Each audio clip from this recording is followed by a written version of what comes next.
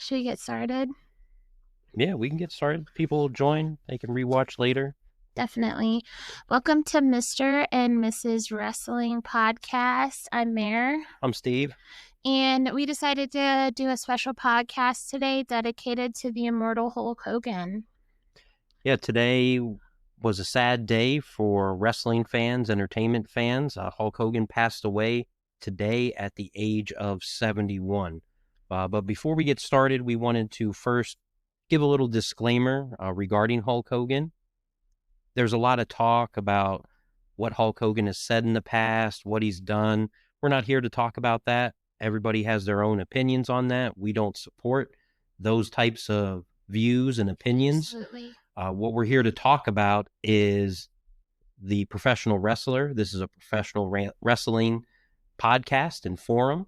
I would be no different than if you were talking about professional football and you mentioned someone like O.J. Simpson, someone like Aaron Hernandez, Yeah. Henry Ruggs.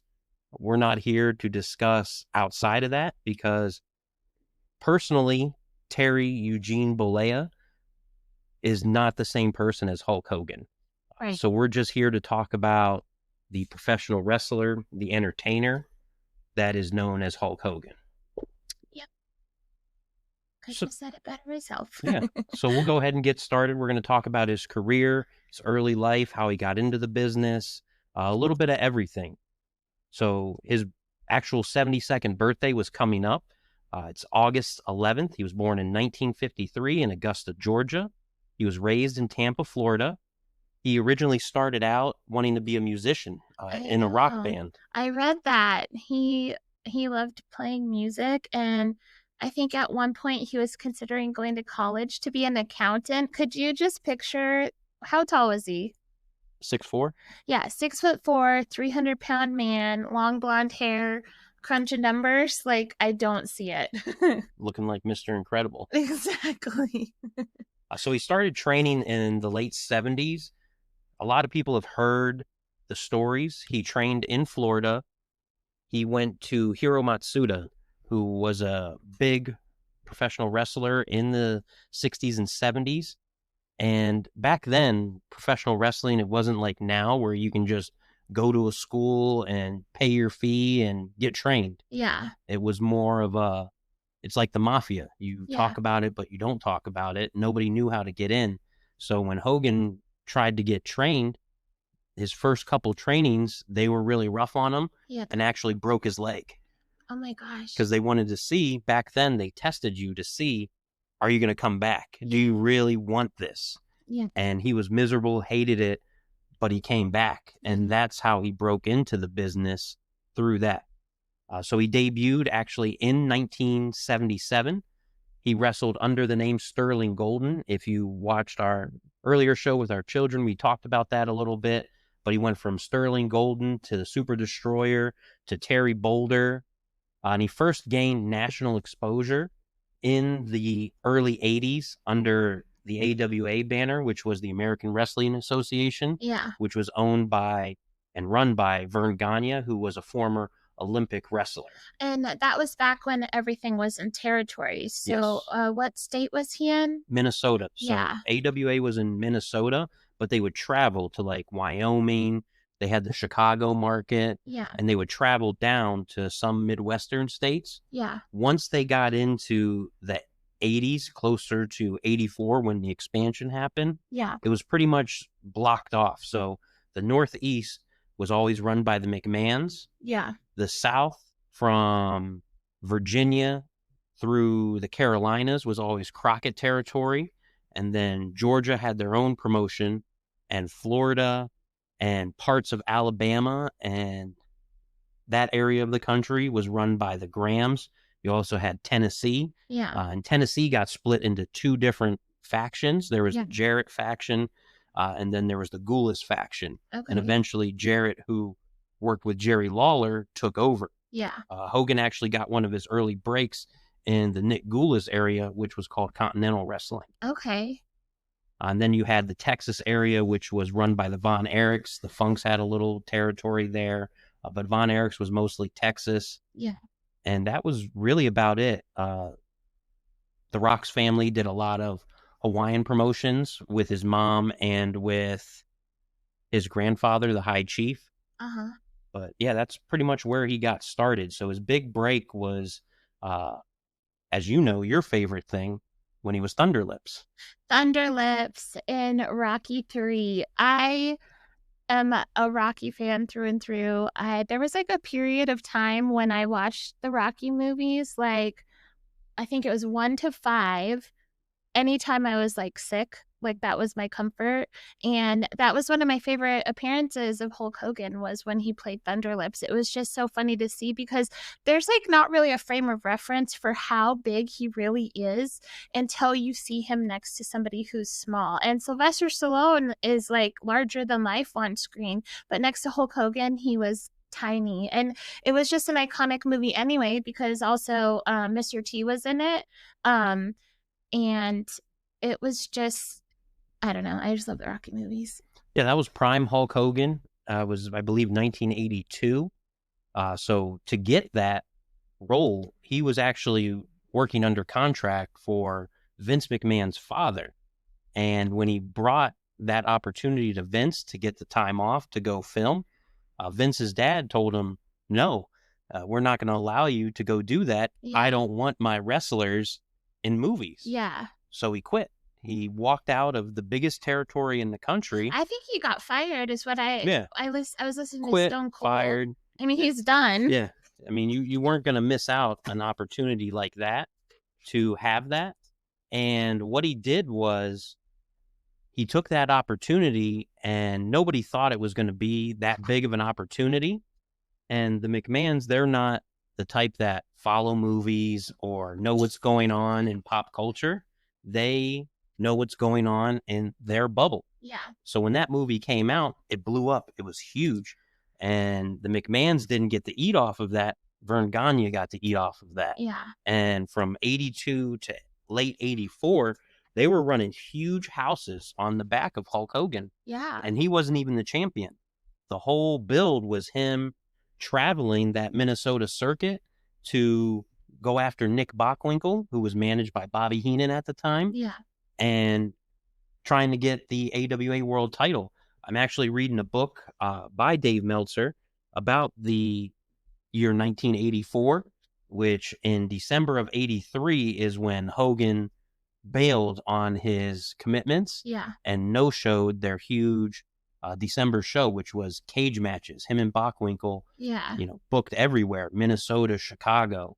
And back then you sent like certified mail. Mm-hmm. And when he did that, nobody believed it. They thought it was a prank, some of the other promoters playing a ruse on Vern, until it was coming up to showtime and Hogan didn't show. Yeah. He went right to work for McMahon. And as they famously said, Vince paid him more not to go back to Vern and not put in his notice and do right by the business. And that essentially killed AWA wrestling, Hogan leaving, because when Hogan left, not only did Hogan leave, Mean Gene left, Jesse Ventura left, Bobby Heenan eventually left, Tito Santana left. So it was a huge blow to that company. And their houses went from 15 to 18,000 a night. Wow. Down to 8 to 9,000. Wow. Which nowadays that's still a good show, but when you lose half your audience because you lose the guy that now it's different because you also have the merch, you have all sorts of stuff, and back then that's the show. Well, you know who started merch?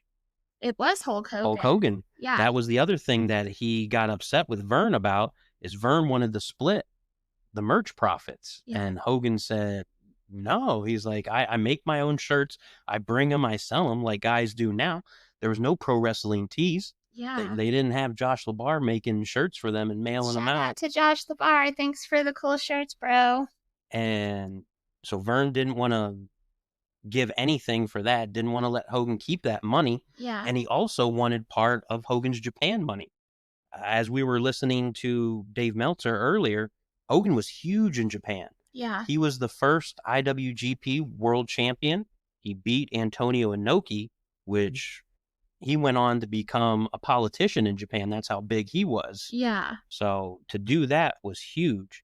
But he left in December of 84, and that's when McMahon started going crazy. Yeah. So he came over in 84, and he actually won the title on his first show. Yeah. So he came... Iron Sheik? Yes, he beat the Iron Sheik. And did you hear about I was listening to Stone Cold's podcast today, and Hulk Hogan was saying that Vince Sr. is like, no, this is what we're going to do. We're changing the plan. You're going to put over the Sheik. And Hulk Hogan said to him and Vince Jr., well, okay, sure, I'll put the Sheik over. And as soon as I do that at Madison Square Garden, I'm walking, because that's not what I agreed to. And Vince Jr. was able to talk Vince Sr. off the ledge and Hulk Hogan, and that's how he came to beat the Sheik. Yeah, and I'm almost positive right after that is when Vince took over the business. Yeah. Because Vince's dad, I believe, died in like June or July of 84. So it wasn't long after that. But during that time, the Sheik actually got offered like $200,000, if I remember correctly, to break Hogan's leg and shoot on him, because the Sheik was actually an Olympic wrestler. He was the bodyguard to the Sheik in Iran. So he was a legit shooter who could actually hurt somebody. Yeah. But Sheik was also incredibly loyal to Vince Jr. because he made him champ. No other company was going to make an Iranian in 1984 world champion. Right. I mean, today, not many Iranians are going to be made world champion just because of the climate, but that was the way it was thought, and it was the right move, and Vince did the right thing. So he won that title in January of 84, beating the Iron Sheik, and they were off and running from there. It led to WrestleMania 1. That was the big thing. Vince showcased everything. But we're going to go over, everybody knows the red and yellow turned into Hollywood, his catchphrases. Hulkamania was huge. It's what got me into pro wrestling. Hulk Hogan was my everything in that early stages. Yeah. Even if you weren't a wrestling fan, you knew who Hulk Hogan was. Yeah, before I had ever watched wrestling or heard of it, I knew who Hulk Hogan was. Like, everybody knew. Yeah, and hasn't stopped. It's 2025. Yeah. So, I mean, you're still looking at it 50 years later. We're still talking about Hulk Hogan. I mean, there honestly isn't really like a day that goes by that we don't reference something Hulk Hogan. Like, we'll be walking in public, or we'll be watching some wrestling, and we'll see like a really tan wrestler who like totally overdid it on the whatever spray tan, and we'll be like, wow, he got the Hulk Hogan treatment. Like, like we reference Hulkster and the Hulk, like, even joking around with our kids, like it's almost a daily occurrence. Like he kind of marked our culture, not just wrestling culture. Yeah, the say your prayers and take your vitamins.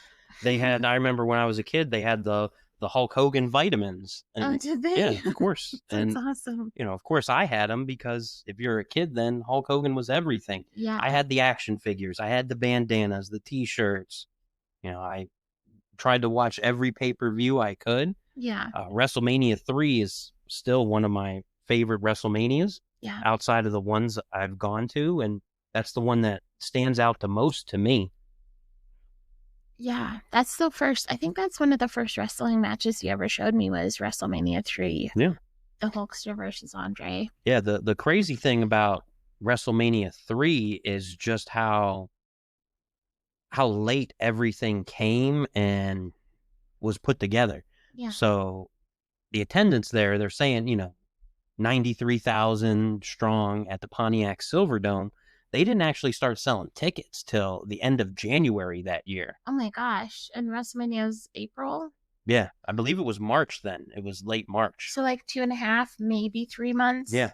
Wow. And they didn't even announce where they were having WrestleMania till the beginning of that month. Yeah. So the first thing they announced was where it was going to be, Pontiac Silverdome in Detroit, Michigan. Yeah. And then they started selling tickets. Yeah.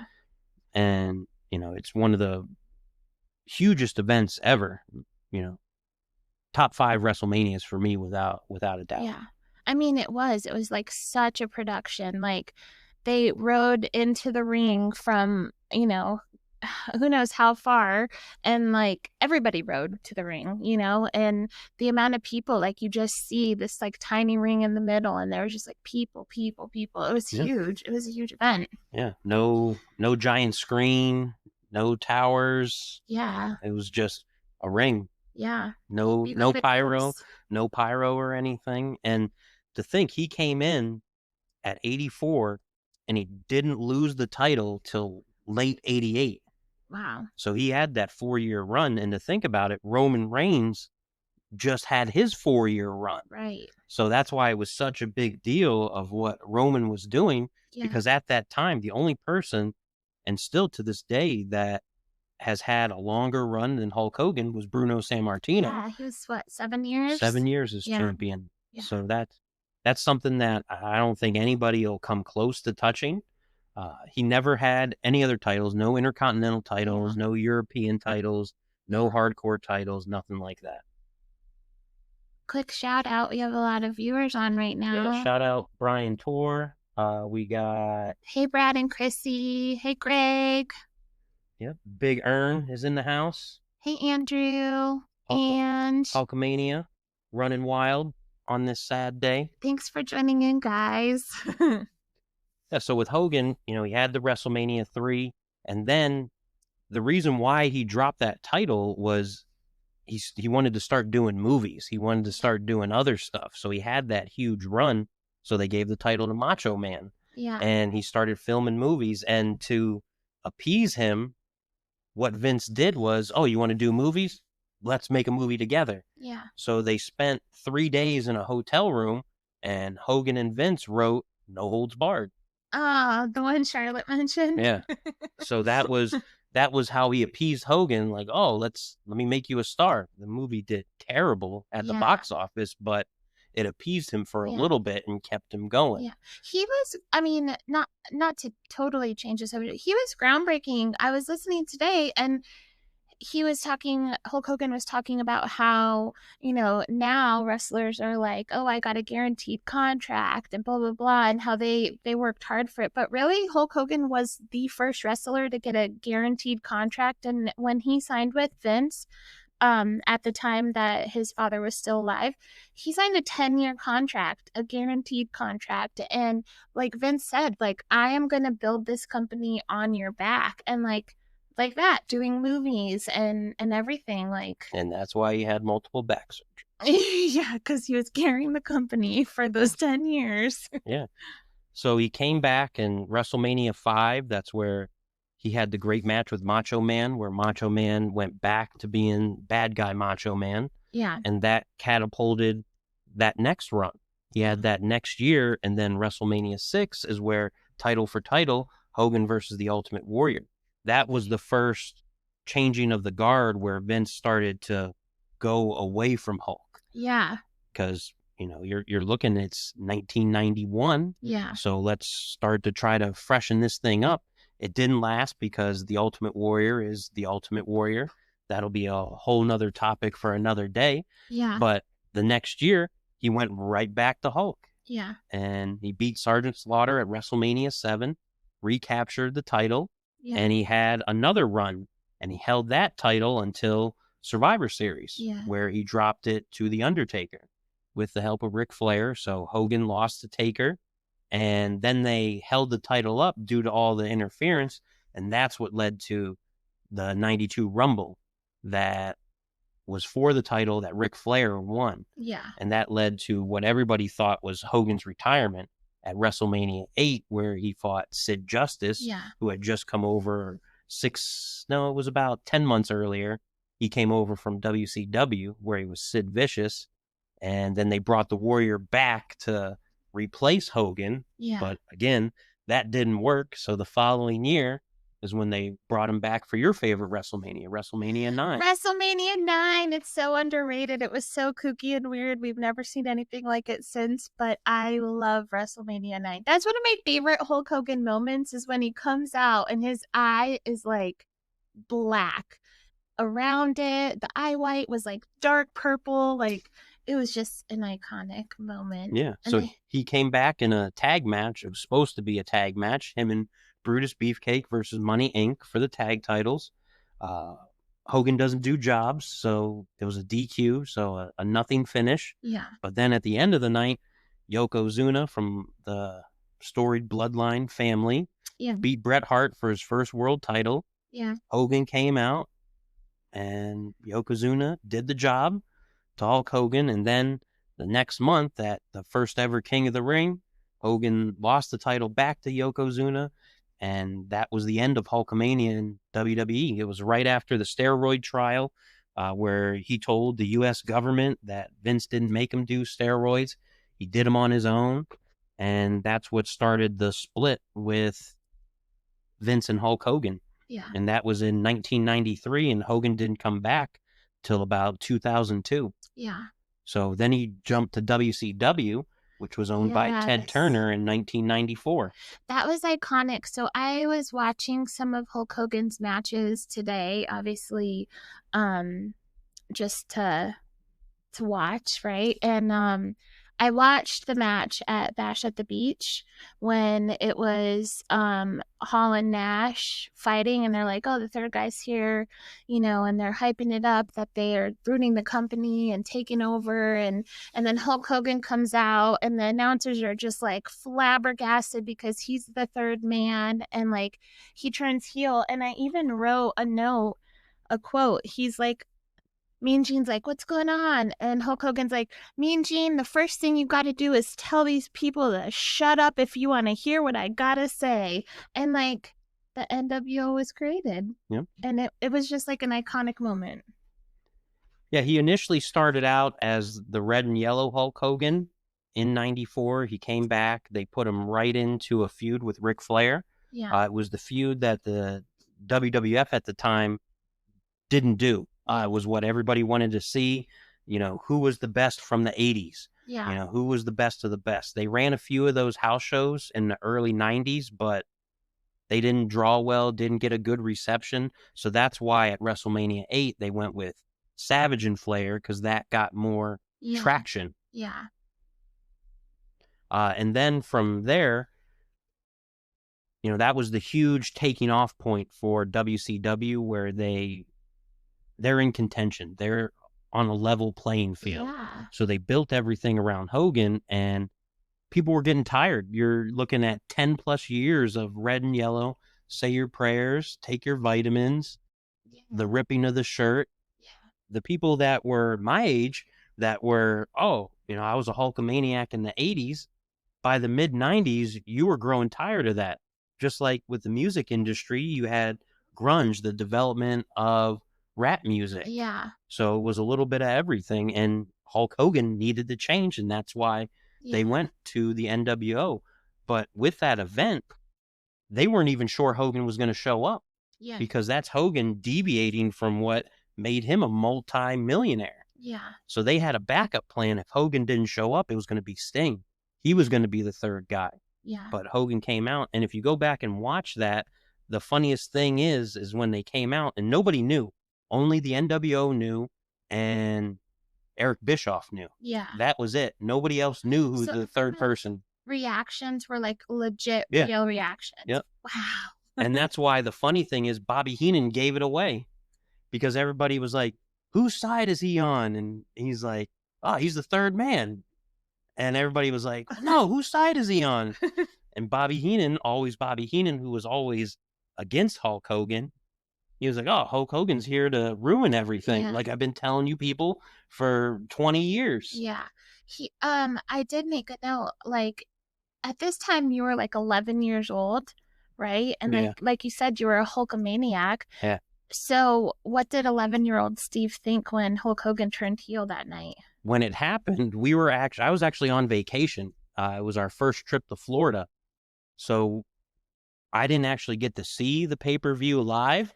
I watched WCW Saturday night in a hotel room and saw that. So I was in a hotel room. My parents wanted to go to Disneyland and everything, and I wanted to stay home and figure out why Hulk Hogan was a bad guy. So it was, to me, it was huge, and it was something you wanted to watch. And I remember that year I was in the 6th grade is when, the NWO was huge. And every Monday we would form in a circle before school, and we would all talk about, man, did you see what happened with this? Did you see this? Did you see that? Yeah. And everybody loved the NWO. I was always a Sting guy. Yeah. I liked Sting from the beginning. Yeah. And they took Sting off TV. Yeah. That he didn't wrestle for an entire year and a half. Yeah. So you would see him in the rafters, and the NWO's getting stronger. They had Hall, they had Nash. They brought in X-Pac, who was 6 at the time. Ted DiBiase was the money man behind the NWO. Yeah. And every week they were getting more and more people. They got Mr. Perfect to turn. They brought in from Japan, because the NWO gimmick actually started in Japan. Did it? It was a Japanese gimmick that Eric Bischoff borrowed the idea and took from it, just like he saw a lucha show in LA, and that's how he got all the luchadors. So Eric Bischoff can trash Tony Khan all he wants, but Eric Bischoff just recycles ideas. So he stole the luchadors from AAA and Conan, and that's how he got them to WCW, took them from Heyman, and that's how he started doing that stuff. Yeah. But the NWO was huge. They're the only company, well, the NWO and WCW, they're the only company that actually went head-to-head and won in cable ratings over the WWF. Wow. So that's why Eric Bischoff has a podcast called 83 Weeks, because for 83 straight weeks, WCW was higher in the weekly ratings over WWF. Wow. I didn't realize that. I mean, I knew, obviously, like, they had so much of the talent that was in WWE, so that makes sense. But you also have the importance behind that is, you got to think about it. WWF was on Monday nights from the late 70s. As soon as USA Network was there, they got a Monday night spot. So they had been on Monday nights from the early 80s all the way to this past January when they went to Netflix. It was always Monday nights on cable television. Yeah. And that was how USA built their network, was on wrestling. Yeah. Just like TBS, they built their network on the back of wrestling, Andy Griffin, and Braves baseball. Yeah. So Hogan was in the NWO, and by 99, 2000, WCW was just going sideways with bad decisions, bad booking, bad money. And Hogan went back to the red and yellow. Everybody wanted to see it. It was great, but it didn't help. It didn't do anything. You just didn't, it was too little too late. Yeah. People weren't buying it, and the company went under in 2002, and Vince bought the company.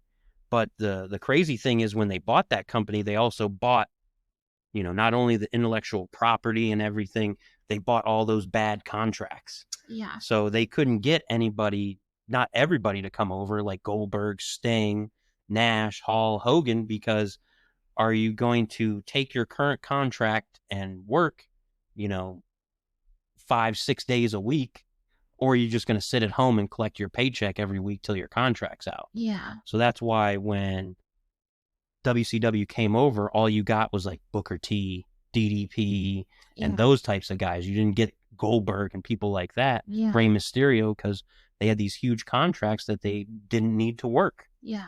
The American way. Yeah. But he did return in about 2002. They brought the NWO gimmick right back. So they tried to rehash it, and it worked for a little bit, but you got to see one of the best WrestleMania moments of all time, WrestleMania 18, where he fought The Rock in Toronto. Yeah, that was a great match. I watched that one today, too. And going into that, Hogan was the bad guy, and the crowd wanted no part of that. Yeah. Throughout the whole match, they wanted Hogan. They wanted the red and yellow. They wanted to see him pose. Yeah. The thing Vince always said is, at the end of the night, no matter what happens, Hogan must pose. Yeah. That's why he would always do it to this way, that way, that way, And that way, everybody got to see Hulk Hogan pose. Yeah. Everybody wanted to see the shirt rip. And they wanted to see wanted the ears. Yeah. So the hulking up in the match. Yeah.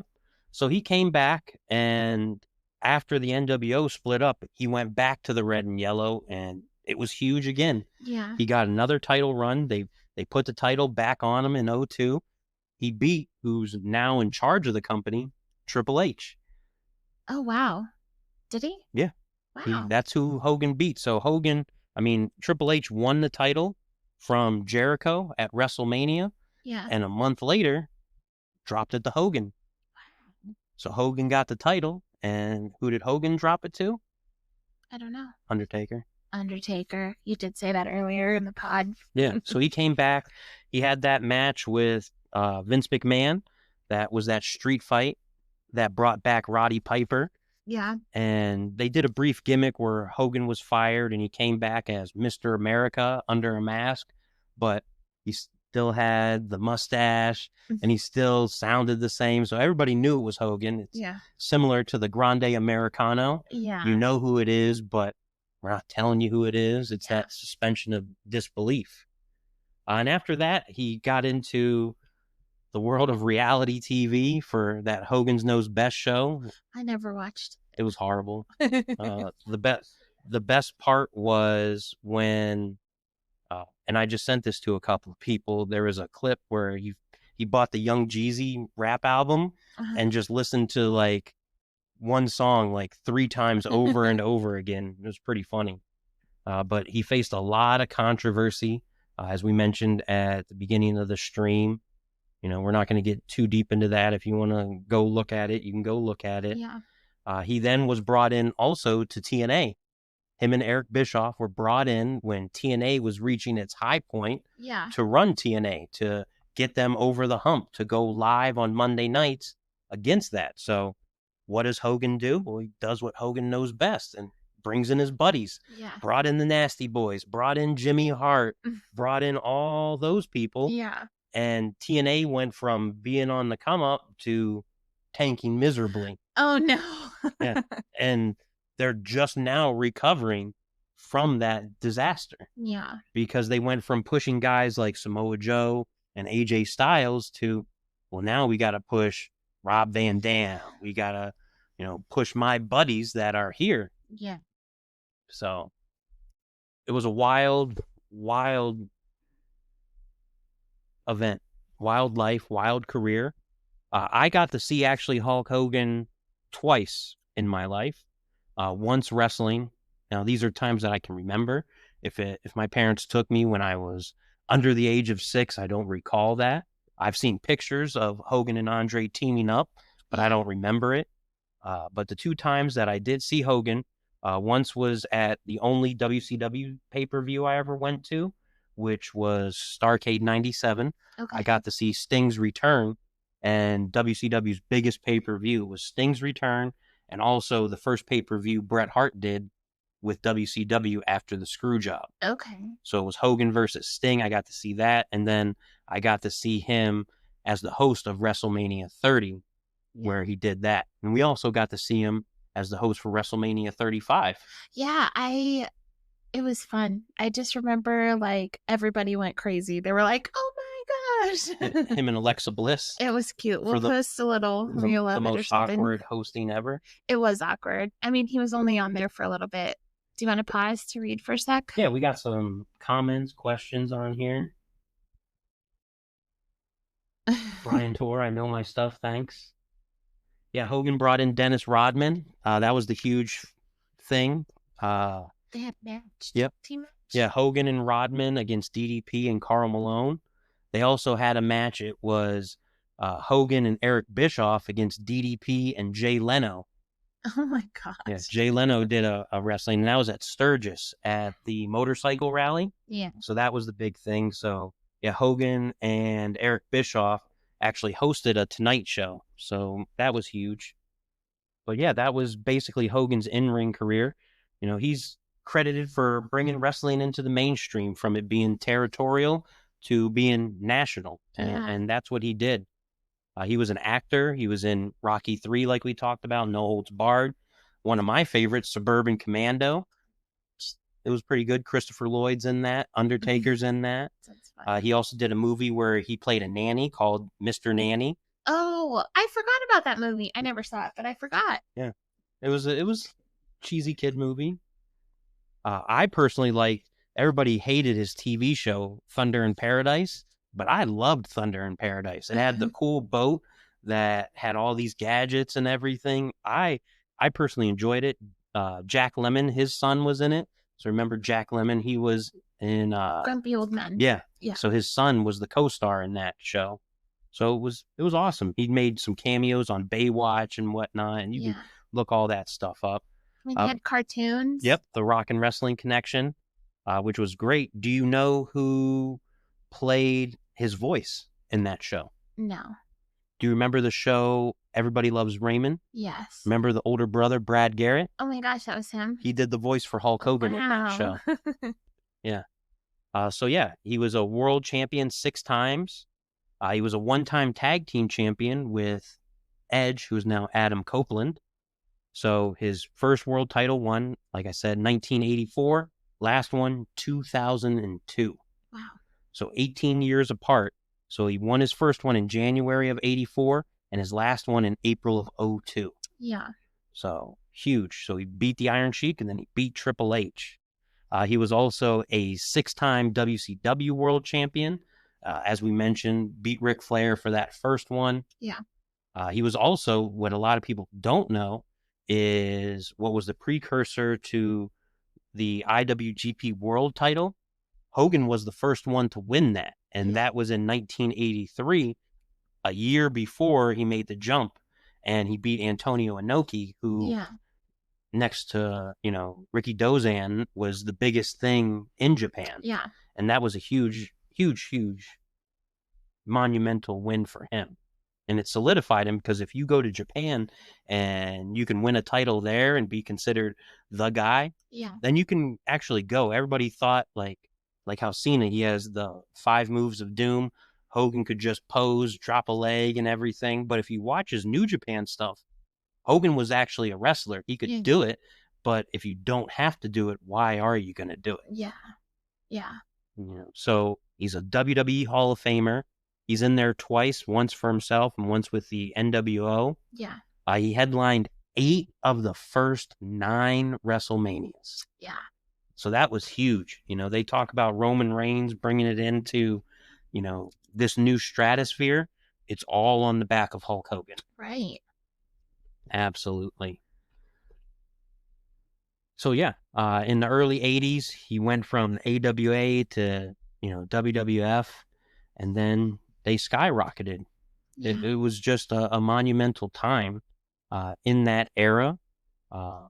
And I don't think you'll ever see anything like that ever again. Right.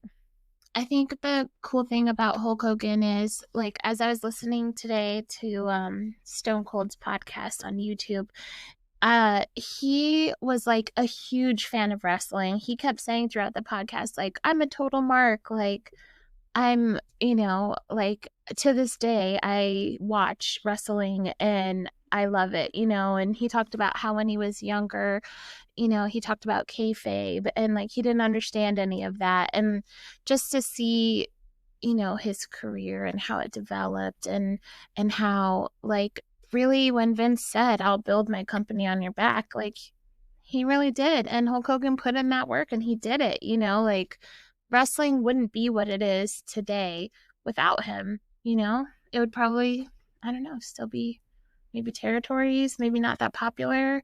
I don't know. Who knows? We might not have a WWE. Could be AWA. Could be WCW. Could be a number of things. Yeah. So, a few matches that stood out to me that we've talked about. Hogan versus Andre at WrestleMania 3. A lot of these matches you can find on Peacock if you have a Peacock subscription or YouTube. Hogan Andre at 3 was huge. Hogan versus Savage at 5 was just a great match. Yeah. I liked Hogan and Savage as a team against DiBiase and Andre. Yeah. The Mega Powers versus the Mega Bucks. You had Jesse Ventura as the special guest referee. You have Hogan versus Flair at Bash at the Beach. Yeah. You know who walked Hogan to the ring and was a special guest referee? No. Shaquille O'Neal. Because it was in Orlando. They just built a new arena, and their first major event was that Bash at the Beach. Hulk Hogan versus Ric Flair. Yeah. And Shaq was the special guest referee. That was a huge one. Like I said, Hogan Sting at Starrcade. It was sloppy at the end, but just if you were a wrestling fan in 97 and knew how big that match was, Hogan versus Sting. Yeah. I mean, you had Hogan, who was the guy of the 80s, and Sting, who ushered in the 90s and was WCW's answer to the Ultimate Warrior. Yeah. So that was huge. And you hadn't seen Sting in over a year. Yeah. And now he comes out looking like the Crow with the black and the white. Yeah. You know, when I went to that pay-per-view, that was like my Christmas gift that year. And I was thrilled. It was the greatest thing ever. Yeah. I bought the Sting mask. It's probably still in my mom's attic, but I have the Sting mask from that show. Yeah. That was the show we met DDP and the Big Show at a gas station in DC in the middle of the night. We've got a question from Deadhead8771. It says, let's get a little backstory on Bret versus Hogan. Is it true Hogan didn't want to get in an actual wrestling match with Bret? That match only ever happened once, I think. Yeah, Hogan and Bret, they didn't really get along too well.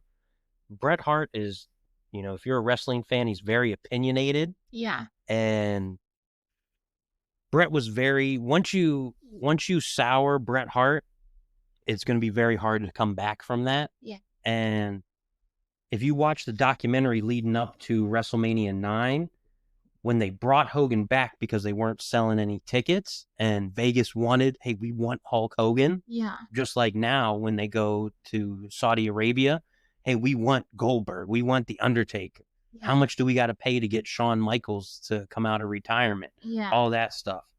The first thing Hogan tells Bret Hart is, hey, I'm not here to take your spot, brother. Yeah. And what do you see?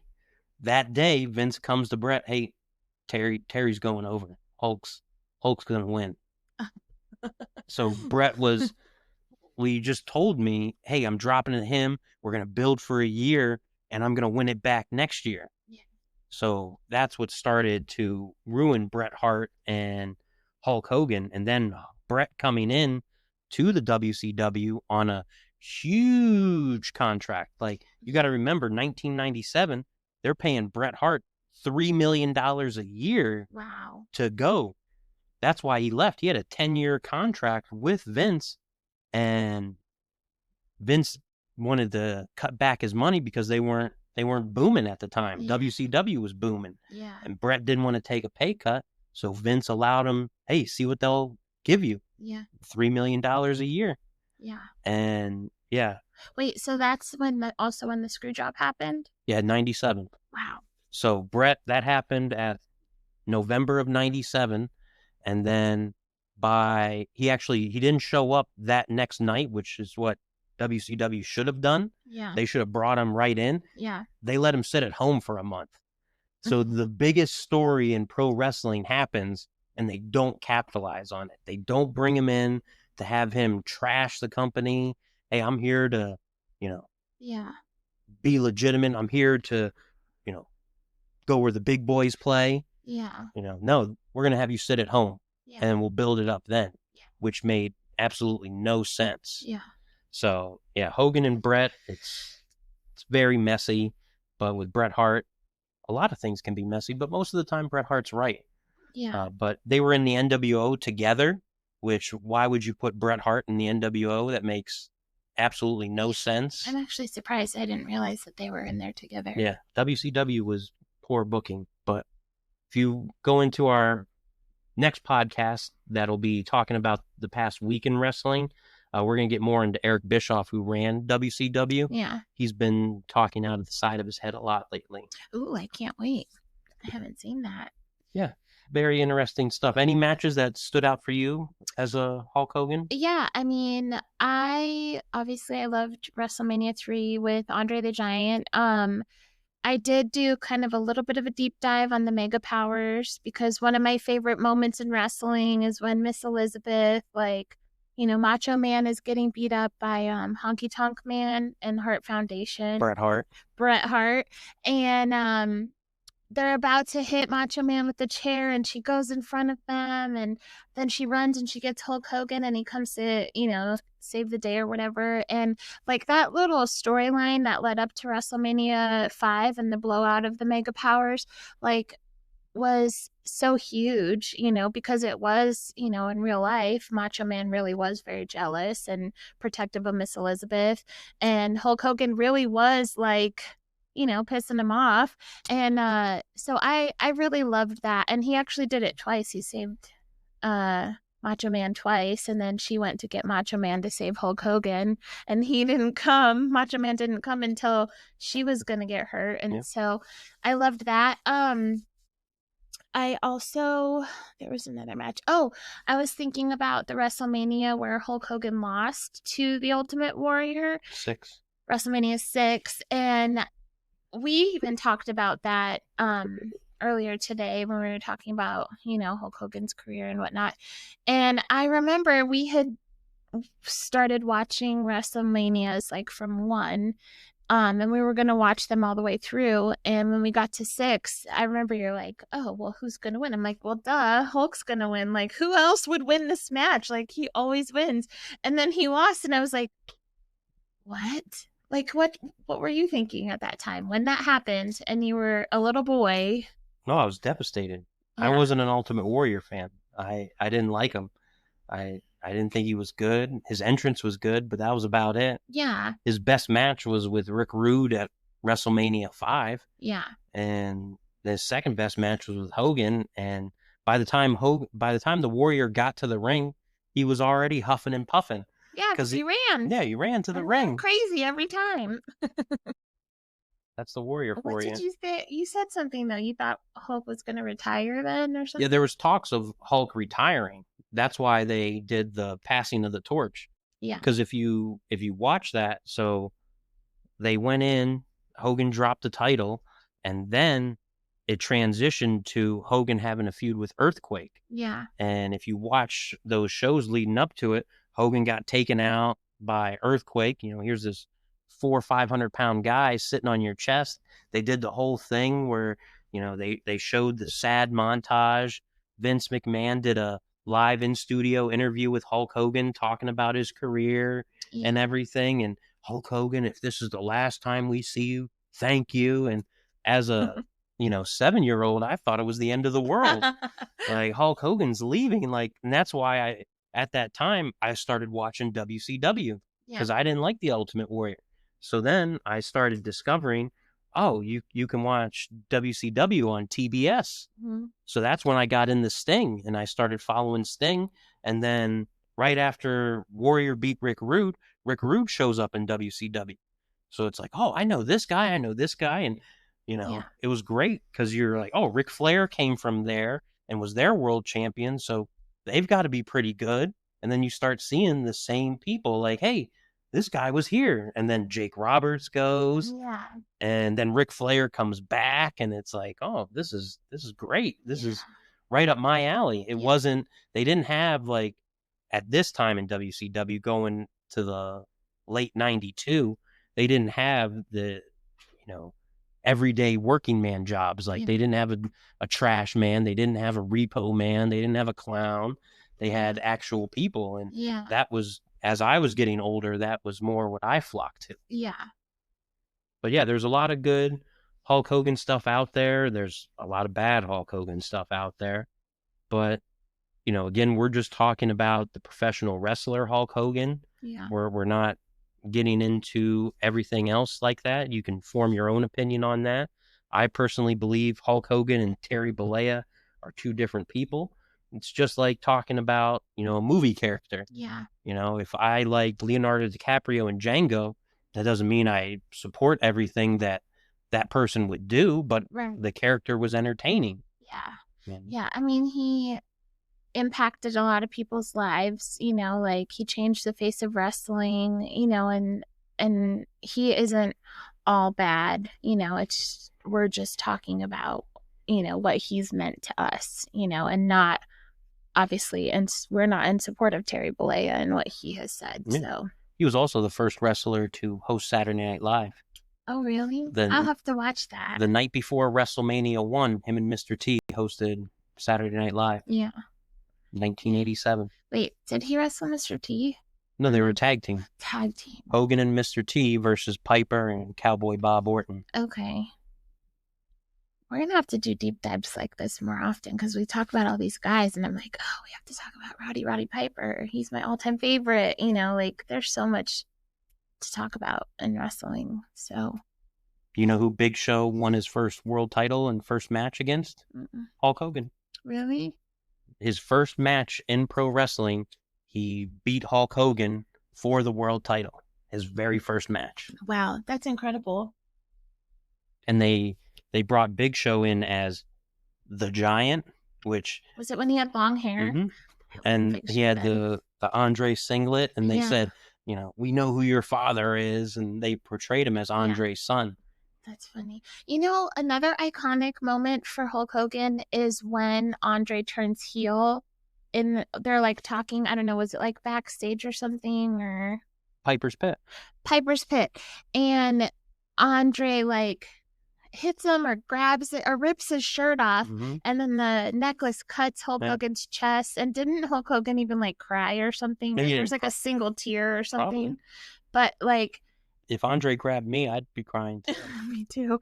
But like his facial expressions and just the way he sold everything, and like that was just what made him who he was. And he talked about selling and how he wanted to look like what was the guy that he looks like? Superstar Billy Graham, but sell like Dusty Rhodes. And I think that he really did a good job of that. Everybody that you liked in the 80s that was huge, the Dusty Rhodes, the Ric Flairs, the Hulk Hogans, they all emulated Superstar Billy Graham. Yeah. Who emulated Muhammad Ali. Yeah. And Muhammad Ali emulated Gorgeous George, who was one of the first showmen. He would come out, his hair all done, the fancy robes. Yeah. Everybody had a lot to say about him back in the day. Yeah. Doing that, he would be all, get his hair permed, nails done and everything. Yeah. But he was the world champion. Yeah. Yeah.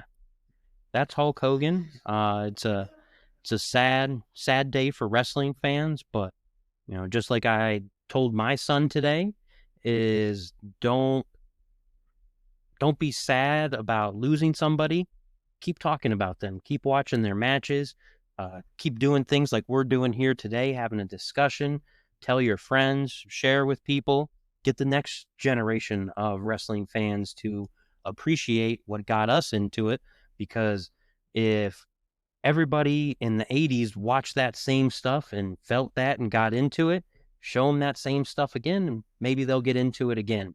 Yeah. And, the great thing about now is you can actually go back and watch that stuff. Yeah. Back then like it was so hard. And, that's why you had to record everything on VHS. Yeah. I still have upstairs. I got my WrestleMania 3 in the Betamax case. Oh my gosh. Yeah, wrestlers' legacies live on, and future wrestlers, and then memories, and then, rewatching the matches and listening to the podcasts, like they're gone, but they're not ever really gone, so. Yeah. So make sure you say your prayers, take your vitamins, and yeah, that's it for right now. We'll be back later tonight with our normal episode, where we'll be breaking down the week in wrestling. We'll be talking about the start of the G1 tournament. We'll talk about this past weekend's GCW shows, this past weekend's TNA show. We'll get into Raw. We'll talk about what's upcoming, what do we have building, the news and notes outside of Hulk Hogan. But we just wanted to jump on because, I felt as one of those original Hulkamaniacs, there's a lot of stuff being said about Hulk Hogan. I wanted to talk about the performer Hulk Hogan, not the person, and just share my experience, what it all meant to me, And yeah, I hope you guys enjoyed this. I hope people learned a little bit. I hope you guys go out and, most of all, watch some wrestling. The more people that watch wrestling, the better off the world's going to be. Yes, thank you so much. And don't forget to like and subscribe on all our platforms. I had a TikTok video that was over 3,000 views. So one day at a time, we got merch. Yep, merch. So, we're going to have stickers soon. Maybe we'll do a little giveaway at some point. Yeah. If you have questions, you can go to our link tree, submit questions. If you want a shirt, reach out to us. You can email us. Our email is Mr. and Mrs. WrestlingPod at gmail.com. Yep. You can hit us up on social media if you have questions, topics you want us to cover, any matches you want us to do live watch-alongs with. We can certainly do that. Yep. Feel free to reach out to us. We love to hear from everybody. We're just getting this growing one day at a time. We're not professional at this, but we like to think we're getting better each and every week. Yes. You can definitely catch us every Friday. We have a podcast come out every Friday, and then Wednesdays, there'll be like a little brief vlog of just me talking about wrestling companies. And this coming Wednesday, I'll be talking about the history of the WWE. So it might be a longer one because it's a huge, giant of a company. But yeah, you can catch us those 2 days and maybe more eventually. Catch you later, humanoids. Bye.